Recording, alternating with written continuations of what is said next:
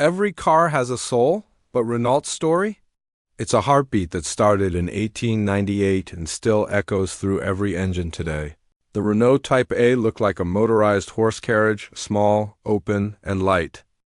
Its engine was mounted in front, which was rare for the time. Most early cars had the engine under or behind the seat. The gearbox was Louis Renault's genius invention, replacing the chain drives used by other cars like Peugeot and Benz. This gave it a smoother ride, less vibration, and more control uphill. The wheels were wooden-spoked with pneumatic rubber tires, another modern feature in 1898. Next, the Renault Type AX 1910 was small, practical, and beautifully built, front-engine layout, a Renault signature. Radiator mounted behind the engine, under the hood, giving it a distinctive long-nosed design.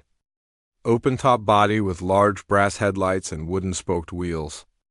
Upholstered leather seats, and sometimes a foldable soft-top roof for weather protection.